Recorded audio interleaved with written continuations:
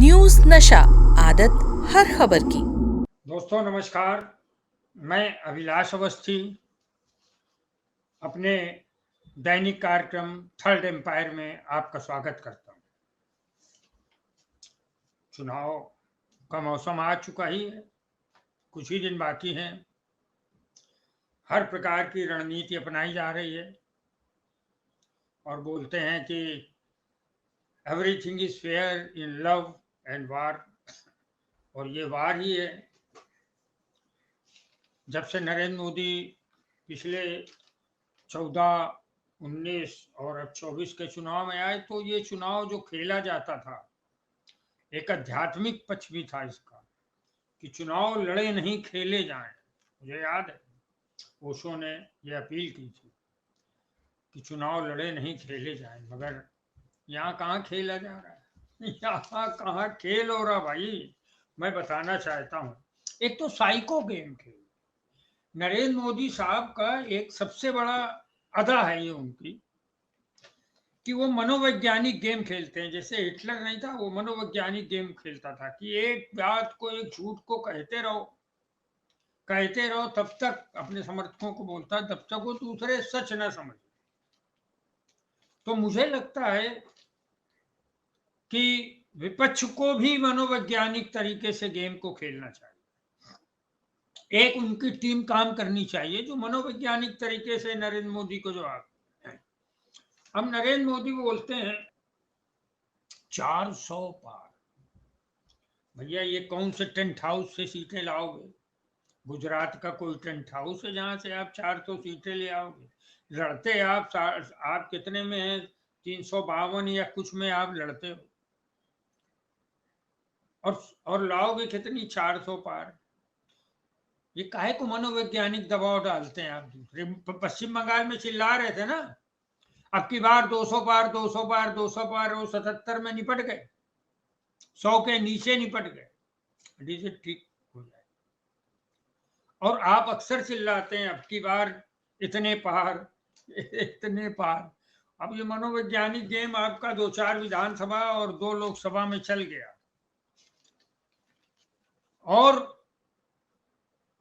आपका एक चीज और आपने मनोवैज्ञानिक तरीके से करने की कोशिश की। मूर्ख समझना बंद करिए मोदी जी। देश को, लोगों को, देश की जनता को मूर्ख मत बनाइए। आप अपने भक्तों को मूर्ख बनाइए। 400 पार और भाजपा की 370।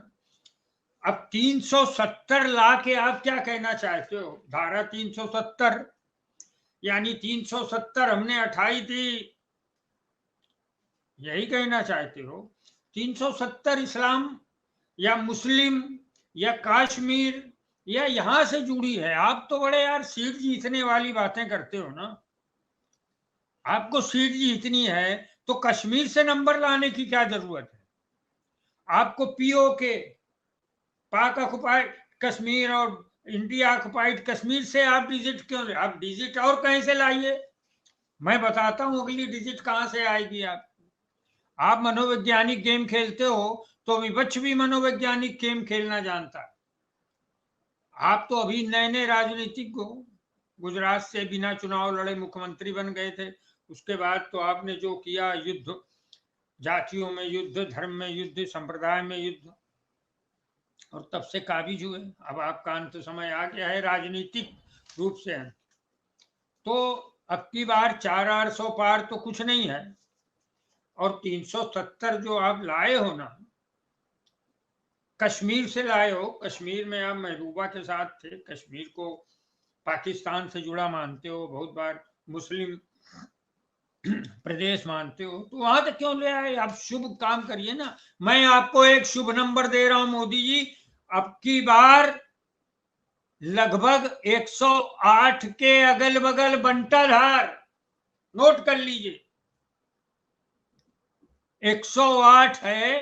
दुर्गा माँ के नाम है। ये बोलो ना, आप तो हिंदू हिंदू हिंदू वाले हो। 108 बार दुर्गा का माँ का नाम है, पर्यायवाची है। ये जो मनका पहनते हैं, रुद्राक्ष की माला, उसमें भी 108 होते हैं, 108 मनके होते हैं। 108 का एक संत लोग होते हैं, बोलते हैं फला करपा 108 करपात्री जी महाराज, या कल आपके जो दोस्त लोग थे बासाराम बापू या राम रहीम जी, उनको तो 108 नहीं बोल सकते, लेकिन अभी वो आपका एक है ना धीरेन्द्र शास्त्री, वो भी 108 हो तो 1,08 होगा। तो खैर मैं आपको ये शुभ अंक दे रहा हूं। अब ये कश्मीर से मत लाइए, इस्लामिक मुस्लिम ये सब आपका तो मतलब ही नहीं है ना। आप तो आप भक्तों समेत गालियां देते हो, तो आप नोट कर लीजिए ये अब की बार लगभग 108 के अगल बगल बंटाधार। कैसे बंटाधार वो भी मैं आपको बता रहा हूँ, मैं ही नहीं बता रहा हूँ, सब लोग बता रहे हैं, आप सुन ही नहीं रहे हो। आप तो मनोवैज्ञानिक गेम खेल लो भारत के नाम 400 पार 400 पार मोदी ने कह दिया। मोदी ने क्या किया? मोदी ने तो बहुत कुछ कहा था। मोदी ने कहा था 15 लाख देंगे, मोदी ने कहा 2 करोड़ नौकरी देंगे, मोदी ने कहा था नीरव मोदी जो भारत आप लोगों का पैसा लेके भाग गया, भगेड़ा मेहुल चौकसी जितने भागे हैं वहां पर उनको लाएंगे, ये भी तो कहा था। मोदी जी ने तो बहुत कुछ कहा था। देश की जनता को 10 साल में पता हुआ कि मोदी जी जो कहते हैं वो करते नहीं है। मोदी ने जो नहीं कहा था वो किया। मोदी जी ने क्या किया? 200 लाख करोड़, मैं बोलता हूं कई बार कि मेरी डिजिट को थोड़ा ठीक कर लिया जाए। 200 लाख करोड़ को कर्जे में डाल दिया देश में, और उसमें से कई लाख करोड़ अडानी के पास गया। कितना उनका माफ किया, क्या किया? तो ये तो नरेंद्र मोदी ने कहा भी नहीं था, वो तो बोले 15 लाख सबके पास आएगा। अब तो ये इतने लाख करोड़ अडानी के पास चला गया, इतने लाख करोड़ अंबानी के पास चला गया। नए नए चैनल खरीद रहे हैं, नए नए टपोरियों को एडमिट कर रहे हैं। टपोरियों का मतलब पत्रकारों को, जो हिंदू मुस्लिम लड़ाई करते हैं। ऐसे चैनल आप ये उन्हीं पैसों से खरीद रहे हैं जो आपने 200 लाख करोड़ रुपए कर्जा लिया। तो मैं ये डिजिट को अंत तक ले चलूंगा, 2-4 बार कहूंगा। अब की बार लगभग 108 के अगल बगल बंटाधार, और ये सत्य है। ये मनोवैज्ञानिक गेम नहीं मैं खेल रहा हूं। आप इससे ज्यादा का मुंह नहीं देख पाएंगे, इतनी से ज्यादा सीटों का। मैं बता रहा हूं ना, आप जिस तरीके से 370 ले आए, 370 लड़ते नहीं हो आप, 370 भाजपा। काय को आप इतना देश की जनता को मूर्ख मत मानिए ना, देश की जनता को कुछ अच्छा भी मानिए ना। आपको कौन अच्छे लगते हैं? आपको वो जो अनिल मसीह है जो जाके बेईमानी करता है चंडीगढ़ में, वो आपको अच्छा लगता है? वो उसी के बल पे 370 लाना चाहते हो या 400 पार? किसके बल पर आना चाहते हो? 2 एजेंसीज आपने सक्रिय की हैं, उनके बल पर 370 लाओगे या 400 पार लाओगे? कहां से लाओगे?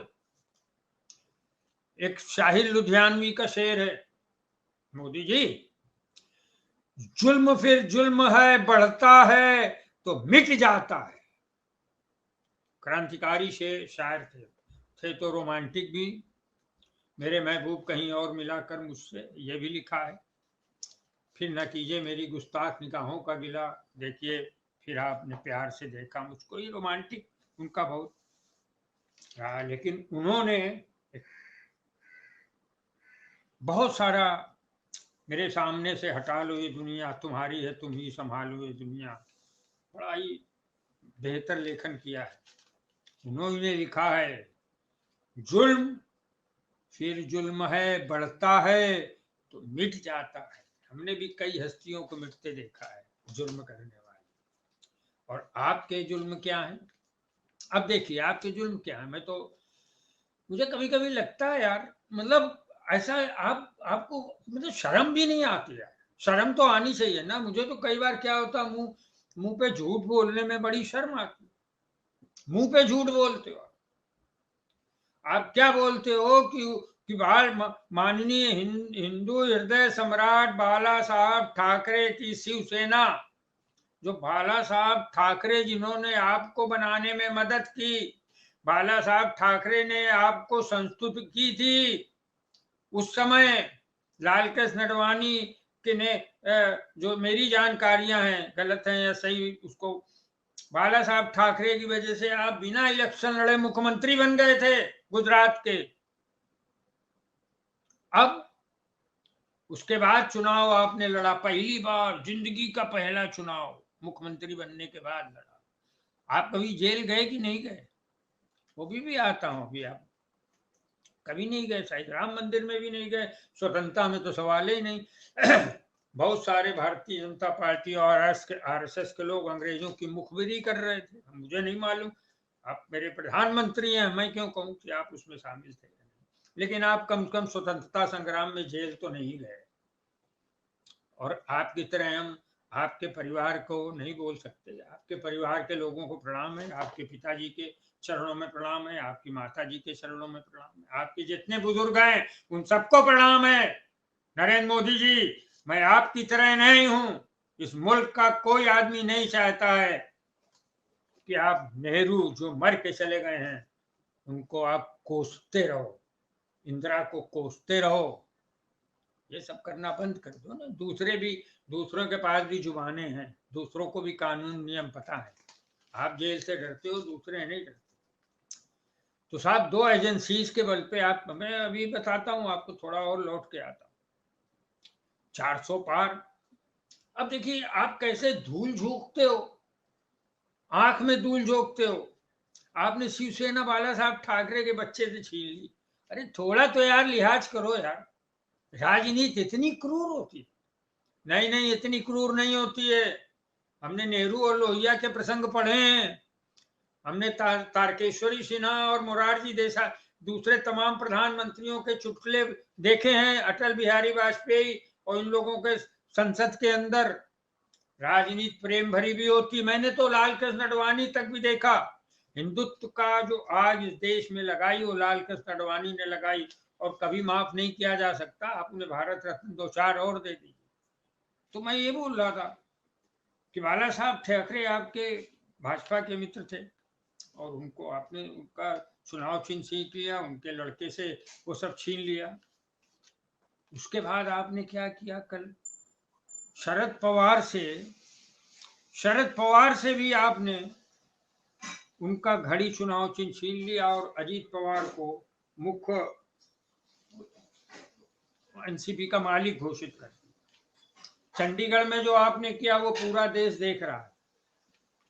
जिस बेईमानी के बल पर आपको 370 हम नहीं लाने देंगे, देश की जनता नहीं लाने देगी। अब ये बेईमानी नहीं चलने वाली है। तो मैं आपको ये बोल रहा हूं कि अब ईवीएम जो 19 लाख गायब हुई हैं वो भी नहीं होने वाली है। अब उससे भी आप 370 और 400 पार नहीं जा सकते। और आप क्या कर सकते हो? आप ईडी का, और ये तो आप कर रहे हैं, चुनाव आयोग का एकदम ऐसा इस्तेमाल कर रहे हैं कि जब ये चुनाव तो आयुक्त तो लोग रिटायर होंगे तो उनका जो है कितना, मतलब लोग सम्मान करेंगे कि आपने जो है एक प्रधानमंत्री के मर्जी से काम किया, कानून सम्मत काम ना करके एक प्रधानमंत्री की मर्जी से काम। अब हेमंत सोरेन के साथ क्या किया आपने? ईडी और चुनाव आयोग, इस समय तो दो आपके उसके बल पे लाए आप। अब हेमंत सोरेन, नीतीश कुमार, अरविंद केजरीवाल पछी है, इस पर मैं अभी आ रहा हूं। एक्चुअली क्या हुआ, जो आपको भरोसा है ना कि 370 आपको कहां से मिल रही है, तो 370 आपको कहीं से नहीं मिल रही। मैं आपको थोड़ा बताना चाहता हूं डिजिट आपकी क्या आ रही है। मैं तो बोल दिया, अब की बार लगभग 108 के अगल बगल बंटाधार नरेंद्र मोदी जी आपका, भाजपा का, और 108 आपकी शुभ संख्या है हिंदुत्व की। अब परिस्थितियां मैं आपको बोलूं, जहां जहां से गुजर रही है राहुल गांधी की भारत जोड़ो पद यात्रा, वहीं वहीं देख लीजिए, ज्यादा मत देखिए। ज्यादा देखने की कोई जरूरत नहीं। कहां से शुरू किया जाए? नॉर्थ ईस्ट से शुरू कर। नॉर्थ ईस्ट में क्या हुआ? नॉर्थ ईस्ट में जब आप घुसे, राहुल गांधी जब घुसे, वहां नॉर्थ ईस्ट में आपकी कितनी सीटें थी? 25 में से 13 सीटें। नॉर्थ ईस्ट में कुल जो 7 प्रांत हैं, उन 7 प्रांतों में 7 प्रांत असम, अरुणाचल, मणिपुर, मेघालय, त्रिपुरा, मिजोरम, नागालैंड, सिक्किम। इसमें से असम में 14 में से 8 सीटें आपकी थी, अरुणाचल में 2 में 2 आपकी थी, मणिपुर में 2 में से 1, वही मणिपुर जो आपको जीवन भर मतलब आपके नाम से जुड़ा रहेगा, वो निर्वस्त्र स्त्रियां 2, जिसमें कारगिल लड़ने वाले सैनिक की पत्नी भी थी। मेघालय में 2 हैं, त्रिपुरा में 2 हैं, त्रिपुरा में 2 हैं भारतीय जनता पार्टी की। और इसके अलावा तो 25 में से 13 है भारतीय जनता पार्टी। अब 25 में 13 भारतीय जनता पार्टी की है। अब आपको क्या लग रहा है? राहुल गांधी जो घुसे थे मणिपुर से, फिर नागालैंड और फिर असम में, असम में तो आपने बिल्कुल गजब ही करवा दिया। 14 सीटें हैं वहां पर लोकसभा की, 8 आपके पास हैं, लेकिन अब की आपका 0 आएगा, 0। एक भी सीट, ये जो आपने हेमंता विश्वकर्मा शर्मा को जो आपने कराया है, जो FIR कराई, जो आतंक कराया, कोई भी होता, राहुल गांधी के अलावा भी कोई व्यक्ति होता, जिस ढंग से हेमंता विश्व शर्मा ने किया है, वो बड़ा ही गड़बड़ है। वो तानाशाही, वो यूनिवर्सिटी के बाहर खड़े हैं, आप अंदर नहीं जाने दे रहे, मंदिर के बाहर बैठे हैं, आप वो नहीं करने दे रहे हो, पूजा नहीं करने दे रहे हो, ये सब आतंक, ये सब जो है जो डोमिनेशन, ये तानाशाही, ये असम में आपको 0 सीट दिलाने वाली है। और जो पूरी टोटल 25 सीटें हैं, 25 में 13 आपके पास थी भारतीय जनता पार्टी की, उनमें से एक आध शायद मेरे ख्याल से तो वो भी नहीं आएगी। तो नॉर्थ ईस्ट में आपकी सीटें 13 की 13 गई। अब आगे बढ़िए, मैं वही बोल रहा था, जो आपका जो ईडी का खेला है, ईडी का खेला क्या है? झारखंड में आपके पास 14 सीटें, मतलब टोटल वहां 14 सीटें। जब वो वहां से आगे बढ़ते हैं राहुल गांधी, तो मान लो जो मुख्य बातें हैं मैं बता रहा हूं कि झारखंड में 14 सीटें हैं, 14 में से यहां पर भी आपको 0 ही मिल रही है, 1-2 आप ले लीजिए, क्योंकि जिस ढंग से आपने आदिवासी अस्मिता को चुनौती दी है, जिस ढंग से आपने महाराष्ट्र में मराठी अस्मिता को चुनौती दी है, ये सब छोड़ने वाले नहीं है। आपको छोड़ने वाले के मतलब आपको वोट देने वाले नहीं है। आप खाली आदिवासी झारखंड में ही नहीं है, इस समय तो आपने एक 14 सीट वाले लोकसभा सीट वाले एक युवा नेता को आपने देश का प्रतीक बना दिया, और वो नहीं टकराया आपसे। उसी तरीके से जैसे भगत सिंह और चंद्रशेखर नहीं टकराए थे, उन्होंने अंग्रेजों से टकराते रहे, उसी तरह हेमंत सोरेन भी आपसे टकराया, जेल भेज दिया, जेल जाना पसंद था, गए। भगत सिंह भी गया था, बहुत सारे लोग भी गए थे। आज उसी श्रेणी में हेमंत सोरेन खड़ा हुआ। आपको लग रहा है 14 में से आधी सीट भी आपको मिलेगी? आदिवासी, शेड्यूल कास्ट, ऊपर से वो आपके पंटर लोग, वो सुधीर तिहाड़ी ऐसे लोग, एक घटिया जर्नलिस्ट, तिहाड़ जेल से लौटा हुआ हफ्ताखोर जर्नलिस्ट। ये हफ्ताखोर जर्नलिस्ट बोलता है आपका पट्टा, पट्टे का अर्थ ना मालूम हो तो हम बता दें आपको, आपकी हिंदी आपकी वास्तव में कमजोर, चिल्लाना तो आप जानते हो खाली हिंदी में, हिंदी आपको आती जाती नहीं।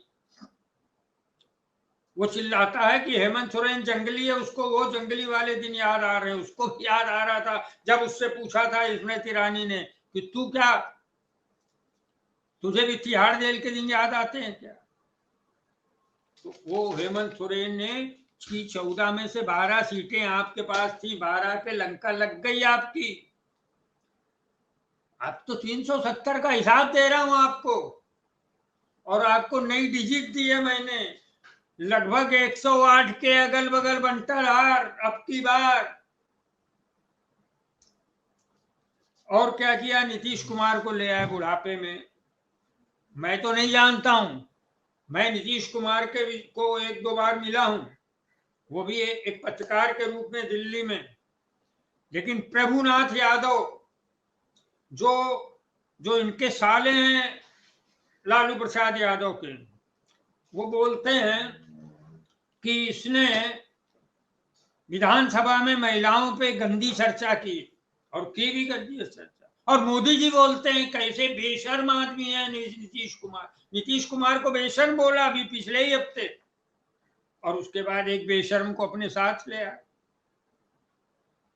अब वो नीतीश का कोई रिकॉर्ड नहीं बचा है। जितनी शराब की तस्करी बिहार में हो रही शराबबंदी के बाद, तो वहां की औरतें भी चिढ़ के बैठी हैं। तो नीतीश कुमार को आप ले आए, सोचे कि नीतीश कुमार करिश्मा कर देंगे, क्योंकि बिहार में आपके पास 39 सीटें थी महाराज, मैं हिसाब दे रहा हूँ, 39 सीट थी बिहार में, 40 में 39, एक ही सीट विपक्ष के पास। आप सोचे अरे अब आ गए नीतीश राजा, आ गए नीतीश जी आए, नीतीश कुमार आ गए। अब नीतीश कुमार क्या ले आए?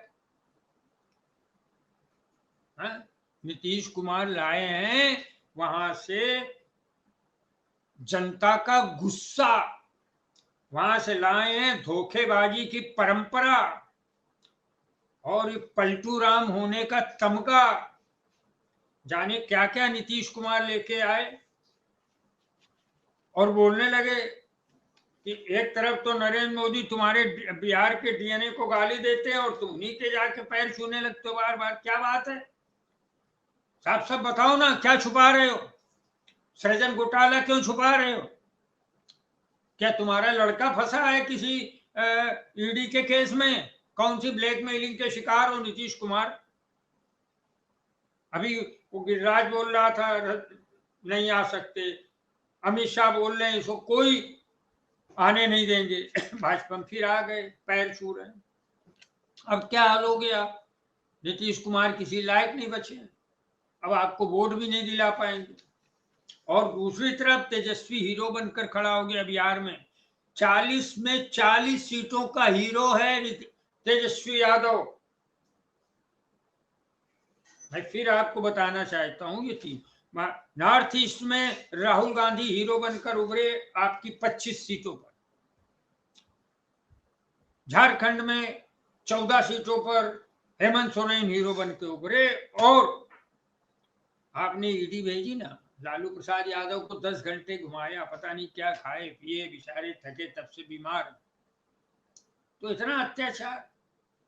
उसके बाद तेजस्वी को आज, तो ये बिहार में 40 सीटें हैं, इसमें आपको बहुत, आप मैथमेटिक्स लगा लेंगे तो 10, 12, 15 के अगल बगल जाने में आपका 370 का हिसाब दे रहा हूं। नॉर्थ ईस्ट में आपको 1-2 सीटें मिल सकती, टोटल 25 में से।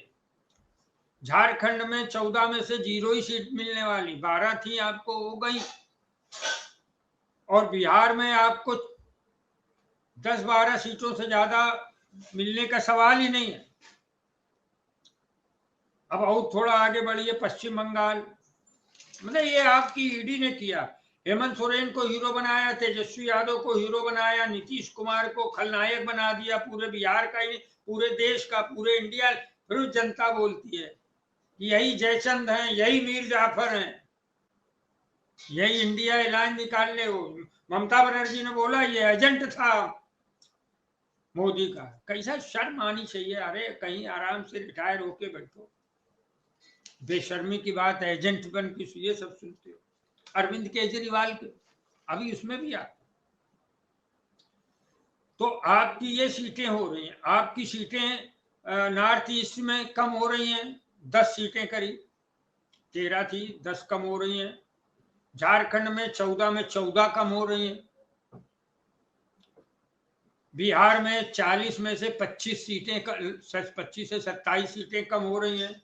अब पश्चिम बंगाल में 18 सीटें थी आपके पास, 18 सीटों में 15-16 कम हो रही मोदी जी, वहां पर आप कुछ भी भेज लो। ममता बनर्जी आपसे ज्यादा सयानी है, ये युवक कांग्रेस की नेत्री रही है, महामंत्री रही है। उन्होंने क्या किया, बोल देती हैं हम अकेले लड़ेंगे, आप खुश हो जाते हैं, ईडी वीडी वापस हो जाती है। वो भी आपको थोड़े दिन खिलाएंगी ऐसे ही खेल, जैसे आप खिलाते हो ना दूसरों को कुत्ता बिल्ली का खेल, वैसे ही खिलाए। तो अभी ये, और आज उड़ीसा में, आज पश्चिम बंगाल में तो आपको 18 में से मतलब 1-2 सीटें मिल जाए बड़ी बात है। तो आज उड़ीसा में राहुल गांधी है, राहुल गांधी ने साफ बोल दिया उड़ीसा में, अरे भाई बीजू जनता दल और भारतीय जनता पार्टी की नूरा कुश्ती चल रही, मिले जुला खेल खेल रहे। उन्होंने साफ साफ बोला, बहुत बड़ी बात बोली। और बहुत बड़ी बात मुझे अचानक अभी थोड़ी देर पहले मुझे सुनने में आई कि 30 लाख उड़िया लोग बाहर लोग नौकरी करने गए और 30 अरबपति उड़ीसा लूटने के लिए बाहर से वहां। किसने आने दिया? नरेंद्र मोदी की अनुमति, सहमति और नवीन पटनायक की सहमति। नवीन पटनायक जो कुछ, उनके भी बहुत सारे लोगों के खिलाफ ईडी पीडी की धमकियां हैं, फाइलें। तो मैं वो भी बताना चाहता था, उड़ीसा में 21 में से 8 सीटें हैं आपके पास। और जो परिस्थिति आज जो है, राहुल गांधी को क्या पूरे इंडिया अलायंस को जो रिस्पांस मिल रहा है, जो इंडिया अलायंस को झारखंड में मिला, जो बिहार में मिला, जो पश्चिम बंगाल में मिल रहा है, जो उड़ीसा में मिल रहा है, तो आपको आपकी 8 सीटों में वहां पर भी 5-6 कम हो। ये मैंने आपको 90 सीटें जो आपको मिली थी 148 में 90 सीटें, यहाँ से राहुल गांधी गुजरे हैं। सिर्फ राहुल गांधी नहीं गुजरे हैं, हेमंत सोरेन भी गुजरे हैं, शिबू सोरेन का आशीर्वाद भी गुजरा है, यहाँ से तेजस्वी यादव भी गुजरे हैं, यहाँ से लालू प्रसाद यादव का आशीर्वाद भी गुजरा है। पश्चिम बंगाल में ममता बनर्जी भी गुजरी हैं, वहां सिद्धार्थ शंकर रे और ज्योति बसु का आशीर्वाद भी गुजरा है। उसी तरीके से उड़ीसा में आपकी 8 सीटें अब 0 में, या और मतलब इसमें 5-6 सीटें कम, 6-7 कम, तो आपको 90 में 22 सीटें मिल रही। कहां से आ रही है 370? भैया बता तो दो। आपको 68 सीटें कम हो रही हैं, 148 का हिसाब है ये। 148 में से आप तो 303 पाए हैं ना, उसी 303 में कितनी कम हो रही, मैंने आपको हिसाब दिया। आपको नॉर्थ ईस्ट में 2-3 कम हो रही हैं, नहीं, नॉर्थ ईस्ट में 10 कम हो रही हैं 13 में से। झारखंड में 14 में से सब, मतलब 12 मिली थी, 12 कम हो रही हैं, वहां आपको 1 सीट नहीं मिलने वाली। बिहार में 40 में से आपको 10-15 सीटें मिल जाए बहुत मुश्किल है, क्योंकि नीतीश का कार्ड नहीं चल रहा। मैं दोहरा रहा हूँ, पश्चिम बंगाल में आपको 18 सीटें थी, उसमें 15-16 कम हो जाए। तो उसी तरह उड़ीसा में 8 में से आपकी 6 सीटें लगभग कम। तो मैं एक हिसाब आपको दे रहा हूँ, 90 में से आपकी 68 सीटें कम हो जाएंगी। आप 50 मान लो ना, आप बहुत पॉजिटिव हो, आपको आपके तमाम, तो 50 भी कम होंगी 303 में, तो कितनी बचेंगी? 250। आप कहां से 370 ला रहे हो? क्यों ऐसा मनोवैज्ञानिक खेल खेलते हैं आप? अरविंद केजरीवाल को के पीछे कब अरेस्ट कर रहे हैं? क्या करेंगे आप? IAS है, पढ़ा लिखा आदमी है, उसने कोई पॉलिटिकल एंटायर में वो कुछ नहीं किया, एंटायर पॉलिटिकल साइंस में कोई उसने पढ़ाई नहीं की है। उसने IIT का है, IIT का मतलब है वो IIT का इंजीनियर है, वो IRS में सेलेक्ट हुआ, उसके घर आप क्या भेजते हो? देश के नौनिहालों, आप जो भी है आप दौड़ा रहे हो उसको, ईडी भेज रहे हो, पुलिस भेज रहे हो, सम्मन भेज रहे हो, वही जो हेमंत सोरेन क्या भेजा था, अरविंद केजरीवाल को भी। तो आपको पता है आपकी 7 में से 0 सीटें हो गई हैं दिल्ली में, और 13 में से 0 सीटें हैं आपकी पंजाब में। ये 20 में से आपको 0 मिलने वाली हैं, बड़ा सा सिफर शून्य, वो मैंने ऐड नहीं की है। अगर ये 90 में से 20 और जोड़ दें तो मैं सीधे बोलूंगा कि 110 में से केवल 110 में से आपको 22 सीटें मिलने वाली, 110 में 22 सीट। ये मैंने एक आपको ये बोला है, तो ये आप देख लीजिए थोड़ा सा। मैं आपको और बताना चाहता हूँ कि एक दो चीजें और बोलना चाहता हूँ। वो ये कि मैंने आपको बोला कि बहुत बोला था शंकराचार्य वगैरह ना, ये सब मत करो, ये आप क्या कर रहे हो, ये आप मत करो, आप अपूर्ण मंदिर का ये मत करो। अब आप लोगों ने शंकराचार्यों को गालियां देनी शुरू की सोशल मीडिया में, आपके IT से। राम भद्राचार्य वो पड़ा अस्पताल में आखिरी सांस में, जब मैं तो हिंदू है तो अब हिंदू, मैं तो ब्राह्मण हूँ तो मैं तो चाहूंगा आपकी उम्र, लेकिन ऐसे घटिया आदमी शंकराचार्यों को गाली दे रहा था, अस्पताल पहुंच गया। अभी अब अपूर्ण मंदिर का उद्घाटन किया तो क्या श्राप लग गया आपको कि हर जगह आपके विरोध में चीजें हो? आपको लग रहा है मोदी जी कि ईडी आपको वोट दिलाएगी, चुनाव आयोग, अरे ये सब भाग जाएंगे, ये अधिकारी हैं, ये जहां देखेंगे कि ये हो रहा है वैसे ही आपको छोड़ के निकल लेंगे, वो दूसरी जगह जाएंगे। तो ये चुनाव का रुख पैसा आपको लग रहा है, राम मंदिर आपको चुनाव, इतने मूर्ख हैं हिंदू, सारे यादव आपको वोट दे देंगे राम मंदिर पे, सारे जो हैं आदिवासी आपको दे देंगे, शेड्यूल कास्ट शेड्यूल ट्राइब्स को आपके लोग गरिया रहे हैं वो आपको वोट दे देंगे। मायावती क्या राम मंदिर पे वोट दिलवाएंगे? अखिलेश यादव क्या राम मंदिर पे उनके समर्थक वोट देंगे? शरद पवार के लोग राम मंदिर पे देंगे, उद्धव ठाकरे को राम मंदिर, कोई राम राम मंदिर पे आपके ही लोग आपको वोट देंगे जो पिछले दिए थे, अब भी उसमें कम हो गए होंगे परिस्थितियां जो आई सामने। तो मैं वही बोलता हूं कि अंत में एक चीज बोलता हूं कि ये जो फिर मैं दोहरा देता हूं, अब की बार लगभग 108 के अगल बगल बंटाधार। एक आपको मैं बताना चाहता हूं, ये जो आपका जो एटीट्यूड है ना, आप आप मैं तो नहीं कहता हूं, लेकिन कभी शुरुआत में अरविंद केजरीवाल ने बोला था कि नरेंद्र मोदी साइकोपैथ है। अब इसका अर्थ क्या है आप अपने डिक्शनरी से भी दिखवाइए। आप मनोवैज्ञानिक रूप से दबाव डालते, मनोवैज्ञानिक रूप से क्या रुग्ण हैं, ऐसा उनका कहना है। मैं आपको अपना प्रधानमंत्री मानता हूं, लेकिन आपको अरविंद केजरीवाल साइकोपैथ बोलता है। आपको प्रॉब्लम क्या है नेहरू जी से? नेहरू जी ने आपका क्या बिगाड़ा है? नेहरू जी के विषय में कुछ अता पता है कि अचकन और गुलाब और टोपी, और देश में इतना बड़ा नाम है, विदेशी वो अंग्रेजी बोलते थे फटाफट, वो विदेश से पढ़े हुए थे, पॉलिटिकल एंटायर साइंस नहीं, विदेश से बैरिस्ट्री करके आए थे। आपको दूसरों की एजुकेशन से चीड़ है क्या? हर एक यूनिवर्सिटी बनवा लीजिए, उसमें सब भारतीय डिग्री भी, आप भी ले लीजिए 10-20, 2-4 मेरे पास भी हैं। उन डिग्री और गुणों का कोई मूल्य नहीं होता है। मूल्य यह है कि 9.5 साल नेहरू जेल में रहे देश की आजादी के लिए। आप तो एक बार राम मंदिर के लिए भी जेल नहीं गए, जबकि बहुत सारे लोग गए।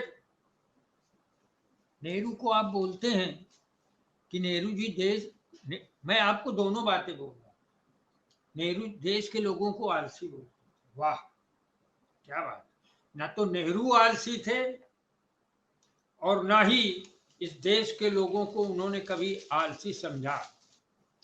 एक प्रधानमंत्री ने, मैं थोड़ा सा बता रहा हूं, भारतीय चेतना के अभिभावक पंडित नेहरू क्या भारतीयों को आलसी मानते थे? सोमवार को लोकतंत्र के मंदिर संसद में प्रधानमंत्री मोदी ने ठीक यही आरोप पंडित नेहरू पर लगाया ये वक्तव्य है प्रियंका गांधी का जो मैं पढ़ रहा हूं हूबहू। वो बोल ठीक यही आरोप पंडित नेहरू पर लगाया। क्या इसमें जरा सी भी सच्चाई है? कुछ भी सोचने से पहले पंडित नेहरू का यह भाषण पढ़ लीजिए। वो भाषण उसमें उन्होंने, आजादी के बाद हमारे करोड़ों लोगों के सामने पेट भरने की चुनौती थी। अंग्रेजों की गुलामी, लूट और शोषण ने देश को खोखला कर दिया था। अकाल और भूखमरी से लाखों मौतें होती थीं। ऐसे मुल्क का प्रधानमंत्री अपनी जनता से कहे कि हमें अपने पैरों पर खड़ा होना है, जी तोड़ मेहनत करनी है, विकसित मुल्कों का मुकाबला करना है, क्या यह गुनाह है? क्या यह गुनाह है? नए नए आजाद हुए मुल्क का प्रधानमंत्री अपनी जनता को आत्मनिर्भर बनने के लिए प्रेरित करे तो क्या यह जनता का अपमान है? ये प्रियंका गांधी ने एक वक्तव्य दिया। आप कह रहे हो कि जनता को आलसी बन कहते।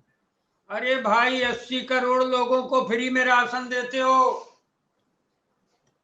आप घर पे ही 80 करोड़ जनता को चाहते हो बैठी रहे, उनको काम नहीं देते और एक एक चरखा ही दे देते। आप 10 करोड़ आपके रोजगार बाकी हैं, वो कहां गए? 200 लाख करोड़ देश पे कर्जा ठूस के आप जा रहे हो। तो अब ये आपको सोचना है कि आप फ्री में देते हो ना राशन, क्यों? उनसे काम तो काम ही नहीं देते हो तो बेचारे आप कायदे से तो आप कह रहे हैं देश की जनता को आलसी। आप देश की जनता को, मैं देश की जनता का सम्मान करना चाहता हूं, आप तो देश की जनता को कटोरा पकड़ा रहे हैं। आप उन्हें ऐसी श्रेणी में खड़ी कर रहे हैं जहां पर अनाज मांगते हैं लोग। ऐसा नहीं करिए मोदी जी, उनका आत्मसम्मान। मैं आपको बोलूं, मैं एक लड़का है मेरे गांव का, उसका फोन अक्सर आता है मेरे पास। तो मुझसे वो बोला कि दादा, दद्दा बोलता है मुझे कि दद्दा अब मैं बीए करके बैठा हूं, 3 साल हो गया। तो हमने कहा चलो सब चल तो रहा है ना घर का, गांव वाले मुझे फोन ऑन करते रहे। कहने नहीं एक बड़ी शर्म आती है हमें। हमने कहा क्या?